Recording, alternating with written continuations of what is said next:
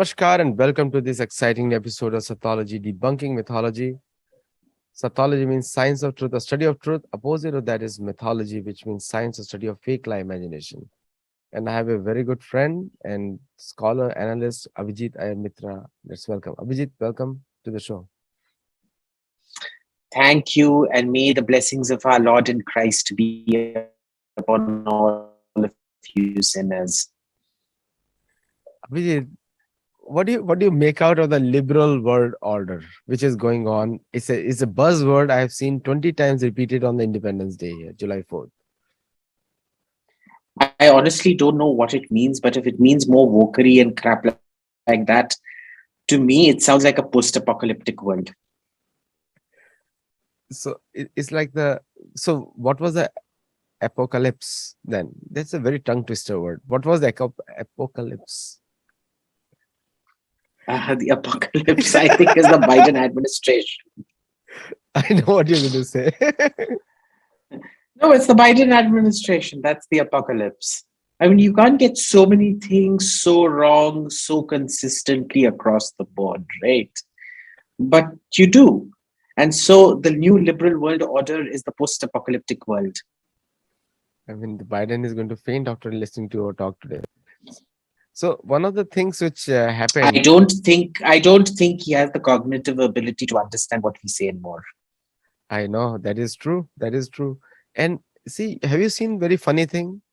There is one theme they pick up, and everybody talks the same talking points. It's like across the world, right from BBC to CNN to NBC, everywhere, same points. Yeah.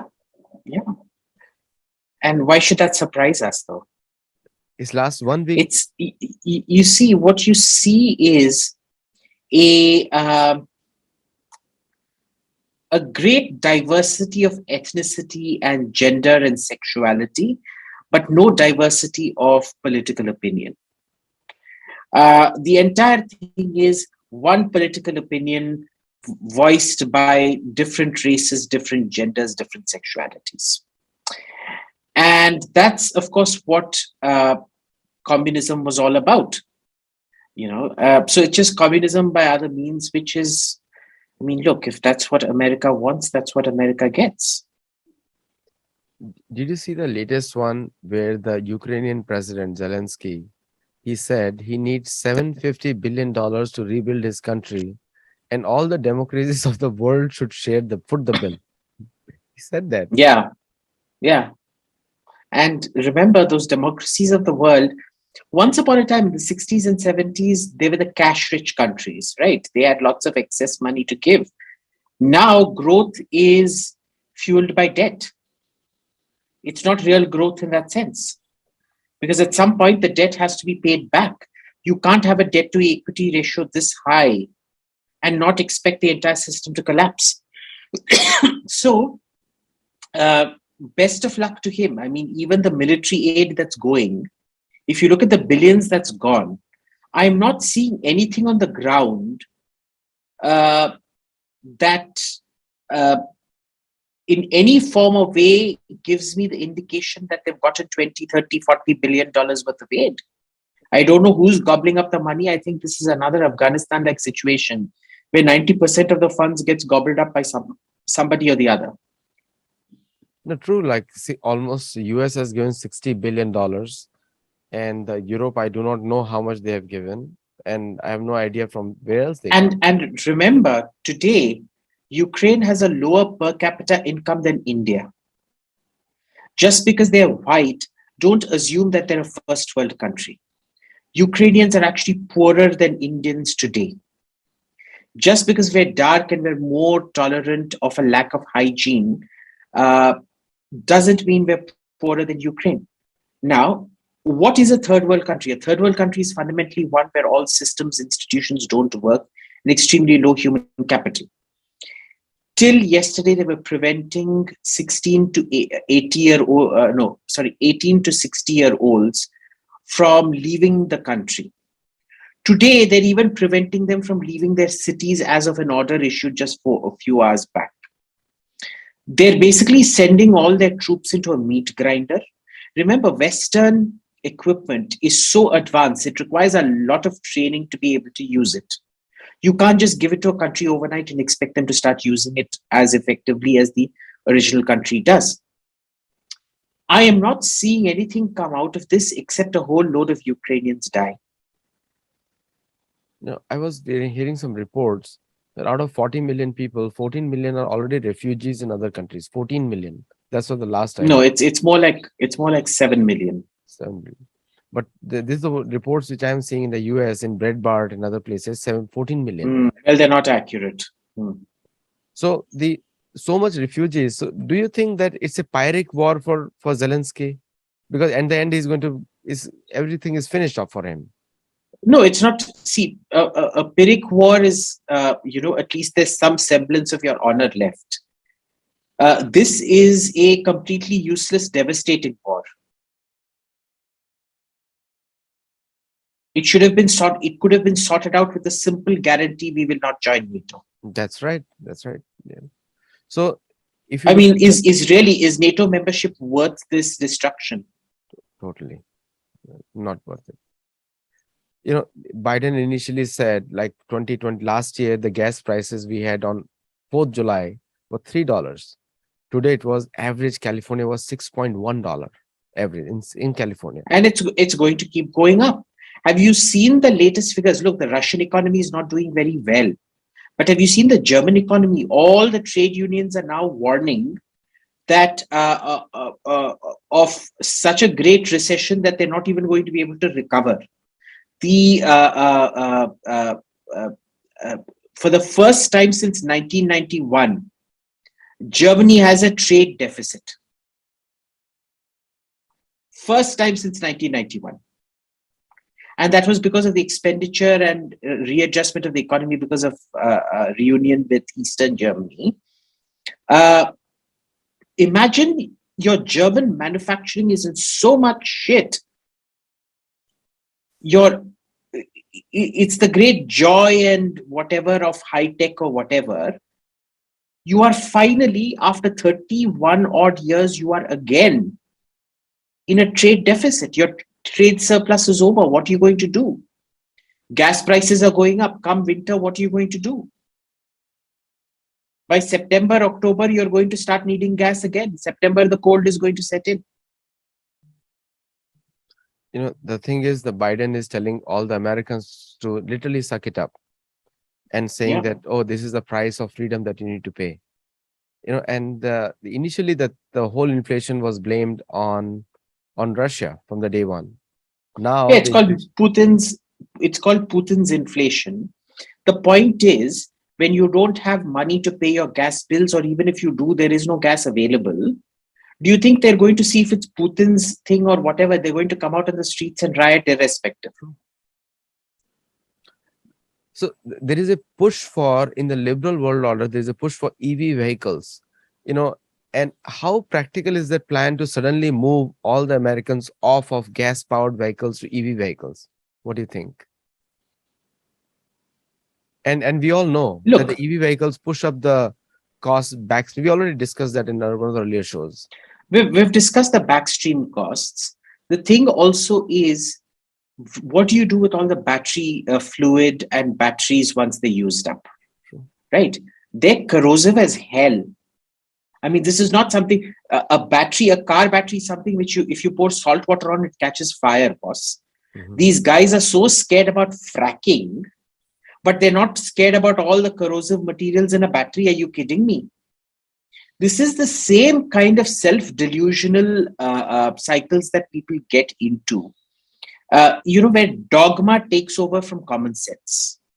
Electric is good, therefore we should go electric.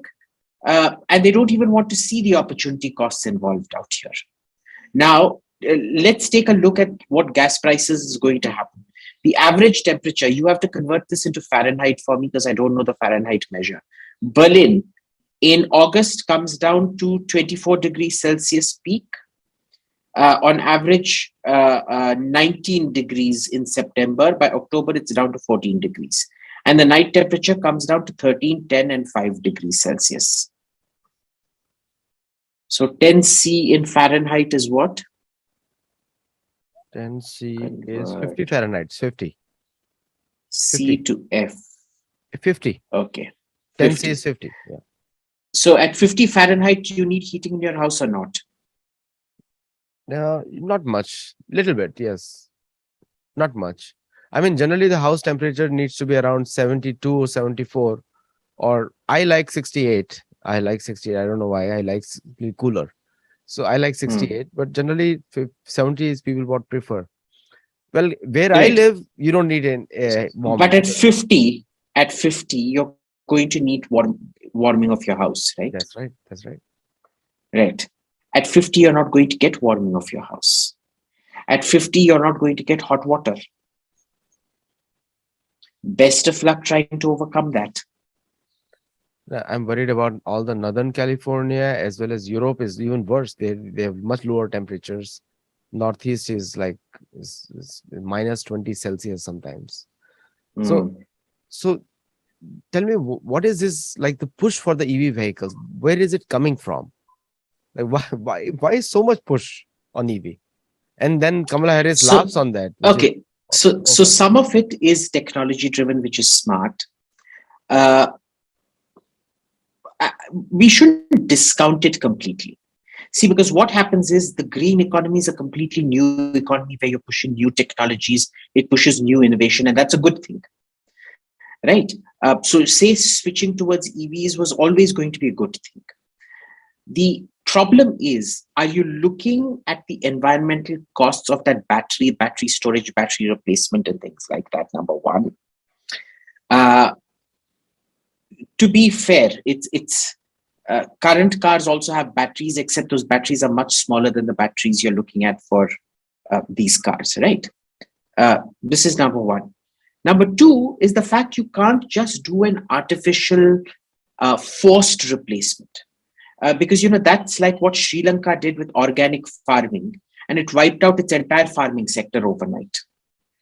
Right. So there always has to be some kind of redundancy measure. I think the problem is the real danger here is that they are not accounting for redundancies.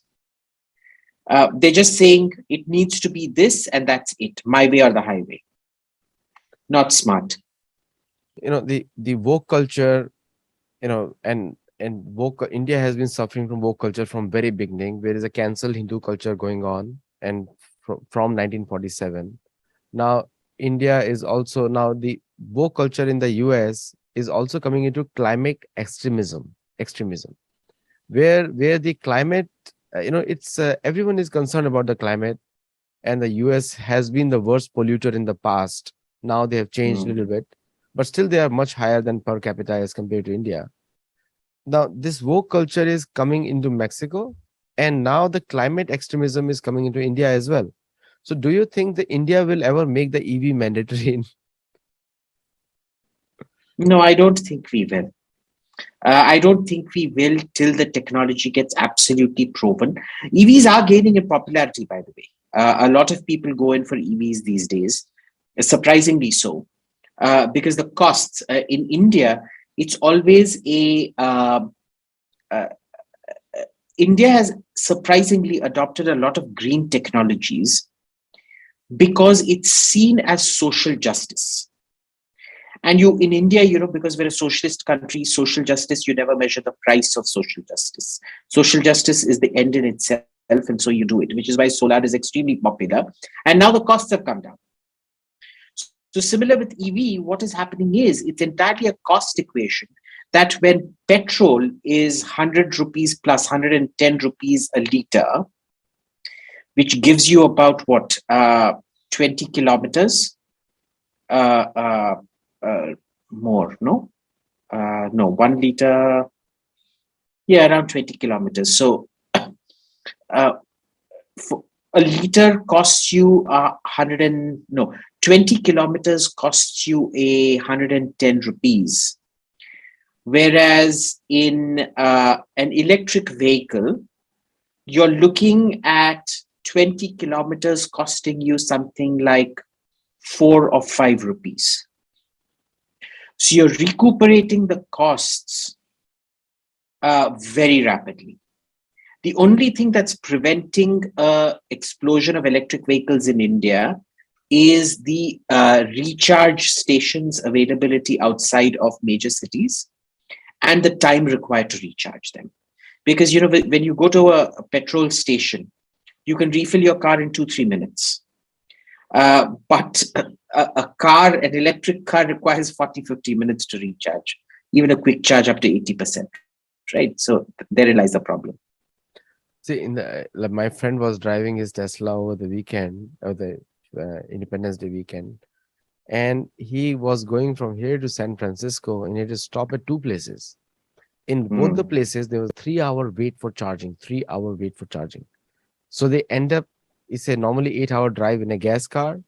It ended up to be a 12 to 14 hour drive in an EV vehicle. And every time you charge, there's superchargers there which can charge in 20 minutes, and you have to pay money for that. You have to pay $45 for one charge, or $50, whatever it is. Right. So it's the whole economic benefit plus the durability of these things. Everything is in question. So people are saying buying a cheaper Prius than to go, because Prius gives you 55 miles to a gallon, which is almost you can calculate how much it is in this thing. So uh, coming to this climate extremism that we are seeing right now. Now when we talk now, when we say Republicans and Democrats, generally they agree on all these things behind the scene. Hmm. Publicly they may oppose, but behind the scene they agree. Like California Yeah. routed a new gas tax, and Republicans agreed. There is no opposition on the street. Like why Hmm. do, if it was India, there will be buses burning, trains burning, everything will be burning. Look, why do you think that the Americans don't react totally? Okay, so I think Americans would react. It's more a case of media socializing you into being supine, right? Uh, that's pretty much the only I, explanation I can think of. And mind you, it's not just the supineness during the raising of prices. It's a socialization to an acceptance of raising of prices. It's a socialization towards saying, yeah, green may be more expensive, but green is good, etc., etc., etc. So it's a whole of system socialization that's happened. True. I mean, I see like so many issues happening. Like the earlier it was abortion, Joe versus Wade case, and there were a lot of protests happened over the weekend in LA and other places. And the abortion is a big problem right now. It's a big uh, it's a Christian issue. It's a Christian versus non-Christian issue right now. Not the people make out to be just a Supreme Court justice something, but it's a purely Christian Catholic values versus non-Catholic values. So in India also, see, whatever happens in the US gradually comes to India. First it goes to Mexico and South America, then it comes to India somewhere. Do you think this issue will come to India also? No, it's never been an issue in India. It's not going to become an issue in India. This has been settled long back. So, we accept the right to abortion. And remember here, a lifestyle that allows for elective abortion simply doesn't exist. Okay, the social mores and things like that, because we're a very conservative country, you'll find that elective abortions are minuscule. Uh, on the other hand, in America, and this is figures I'm quoting from this institute that broke away from uh, uh, Planned Parenthood.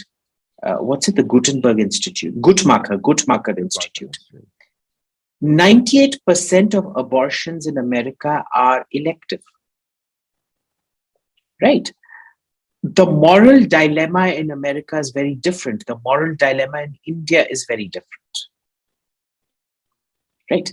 Uh, it's just an issue that can't be transplanted here, by either by the right or by the left. So coming back to this, the conflict, the Ukraine conflict is affecting Americans more. Sanctions are affecting Americans more, and this is the first time I saw on a weekend where a prominent Republican politician told Biden to drop the sanctions on Russia.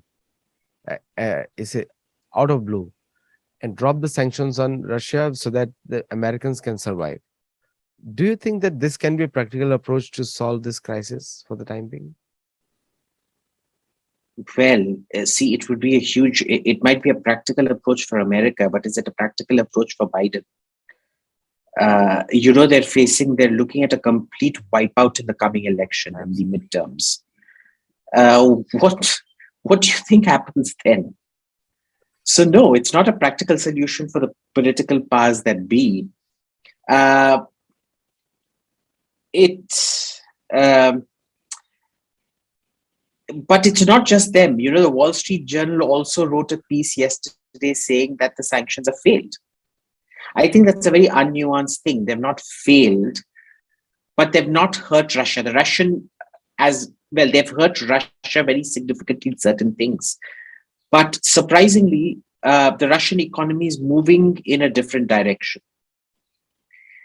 So the Russian economy seems to have found its equilibrium. The American economy has not. And the problem here really is, had he not alienated Saudi Arabia and the Emirates so badly, he would have still had some room to play with. And now Saudi Arabia and the Emirates are just refusing to play ball. See, what he affected was American diplomatic credibility. If for the sake of one man, the killing of one man, you're willing to put a bilateral relationship at jeopardy.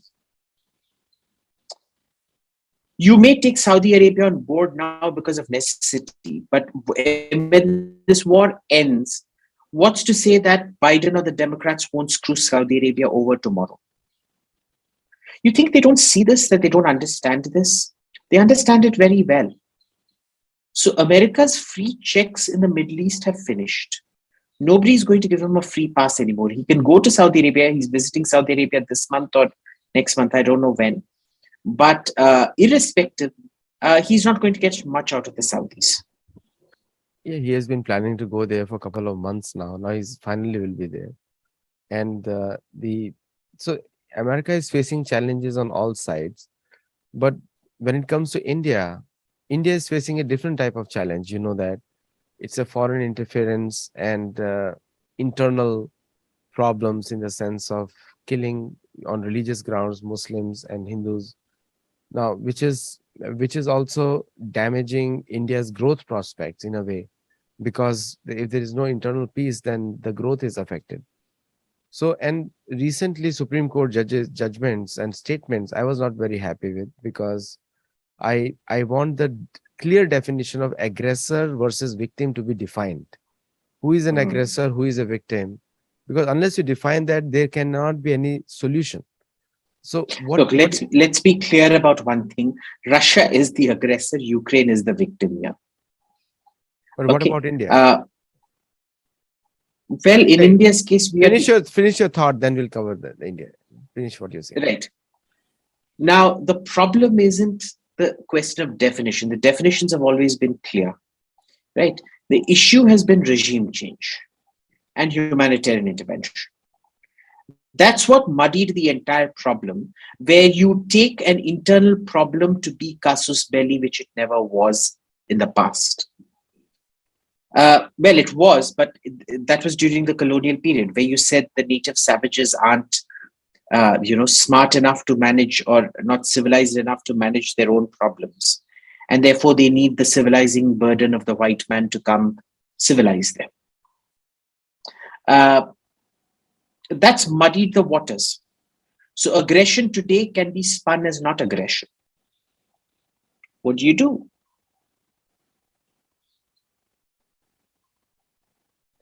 So coming to India, like we are seeing a different type of aggression there, where innocents were killed for raising a voice. So free speech is a problem in India today. So do you think that all this conflict which is happening in India and the Supreme Court statements in which are inflaming it, so there is no clear definition of aggression versus victim. So the laws are... No. What does the Supreme Court statement have to do with the laws of aggression? Like, for example, the statement on that the Nupur Sharma's case, Supreme Court statement was very clear.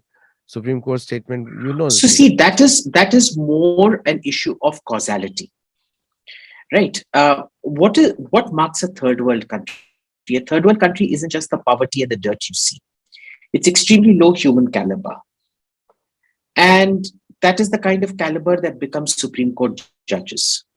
In this case, the two justices, Suryakant has a significant backlog of corruption, huge allegations of corruption, property amassing, and things like that against him.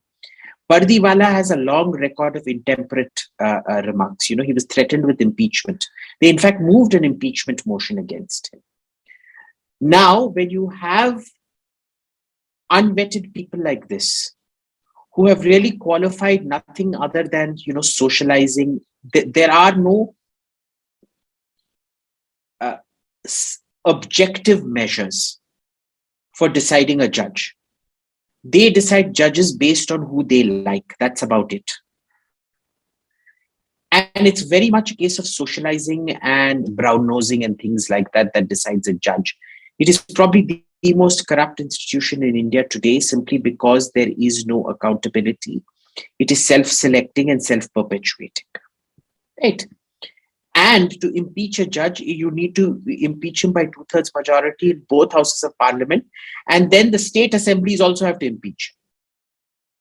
Very problematic. So you can't get rid of judges. The burden of removing a judge is just too great.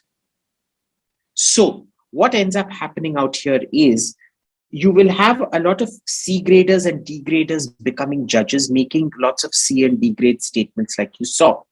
This was a case of causality. Okay, would you say that Samuel Patti, the chap who got beheaded, was it the guy who beheaded him, or was it Charlie Hebdo? Did he get beheaded because of Charlie Hebdo? Okay, it's the same thing here. Is the woman who gets a woman gets raped? Is her rapist the rapist, or is her dress and patriarchy the problem? If you ask a patriarch, he'll say it was her dress that's the problem. If you ask a feminist these days, they'll say it's patriarchy is the problem. Basically, everything to absolve the rapist. Right? Or society was the problem. Society made the rapist what he is. It's like Justin Trudeau. Do you remember when those all those pictures of him doing blackface at 3-4 different occasions came about? He never apologized for himself. He blamed society for it. I grew up in a society where this was acceptable, and therefore society is to blame. I am not to blame. That's where Abhijit, I'm saying that the clear definition of aggressor and the victim needs to be defined, because otherwise there are 20 ways to go around the problem. There's no solution for them. 20 different ways are there. The the the problem with the Western leadership today, America, I've never seen America as confused as it is today. More confused today than ever before. Now, they do not know what to do with India. They do not know what to do with Asia. They do not know what to do with Europe also, with Germany facing economic problems. So where do you think that the India and US can, right now everything is on a very superficial level, very high level, where Biden is meeting Modi at G7 summit, where India is an observer. But there is no underlying, there's a deep mistrust in the American administration against Indian policies for Russian collusion. Look, Biden is slowly but steadily destroying the India relationship. Since he came to power, for over 1 year, we have not had a full-time ambassador now. It's heading to midterms, which means half the president's tenure would have elapsed without having an ambassador to India. What does that tell you about it? But see, this is like collective. This is the problem when you start becoming too ideological. I have always been afraid of ideology. Left or right, I've always been afraid of it. because ideology is outsourcing your brains to somebody else. Now, there are a lot of people, ideology is meant to be first principles. You adapt, you pick and choose what suits you, you adapt, you see what works, what does not work, and then you switch. But when you treat it as some kind of closed canon, as if it were the Bible or something like that, then you're doomed. And these people see it. For them, it is complete. It is a theological, uh, you know, absolute. There can be no uh, uh, deviation from it. So, in a nutshell, if Abhijit, if we think that the liberal world order means the rise of the East, can we say that or no? Or it's a European, No, again, European creation? it look, there is no east to rise. China is going to fall. Japan is aging. Korea is too small. Singapore is too small. There is no rise of Asia coming. Let's be clear about this. India is not going to rise in my lifetime or in your lifetime. Okay, there'll be lots of talk. You will have 150 conferences over the next 10 years talking about the imminent rise of India. The imminent rise of India I've been hearing since I was a kid. Ever since my memories go back, I've been hearing about India being the next big power, this, that, whatever. In 1984, Time magazine ran a cover saying India the next superpower. It is now going to be 2024 in a few years, which is to say 40 years down the line. And I don't see us being any more or less of a superpower than we were 40 years back. No, 40 years So back. we can all have these dreams. We can all have these dreams. But the reality is there is no Asian rise coming. 30 years back, our prime ministers used to holiday on aircraft carrier. So that was one superpower. Which is irrelevant. I mean, that's irrelevant to the It was question just, here. it was just a light comment there. Now, one last point before we go, and I think the time is also there. The when we talk about the American campuses and Indian campuses, because our show is mostly goes to the students here. In the American campuses, there is the Indian students have decreased as percentage of Chinese students as compared to Chinese students. What is the main reason for that, according to you, if you have analyzed that situation? Well, it's actually the Chinese students have gone up. And that's because China has a lot more, it has a much higher disposable income middle class, which is traveling abroad a lot more. And so they've completely replaced Indians as the primary market for Western education. Almost 10% up, 10% up. And Indians are 4 or 4% down, actually. It's a lot of difference now. So, which probably means the economy isn't doing all that well. Exactly. Thank you, Abhijit, for coming on the show. I know you are enjoying Chennai today. I would love to be there. And there is no electricity here, so I'm not really enjoying it too much, but it is what it is. I love the food there, by the way. I was there in Tamil Nadu this time. So I had a good idiyappams. I love idiyappam. I don't know why I love it with coconut chutney. So thank you so much, Abhijit, and thank you for all the idiyappam. You're meant to eat with paya. Yeah, paya. What is paya? Hooves. The hooves of the goat. Oh, I'm vegetarian, so I cannot do that. Oh God, commiserations. Thank you so much, Abhijit, and thank you for all the viewers for watching the show. And thank you. Tata, bye.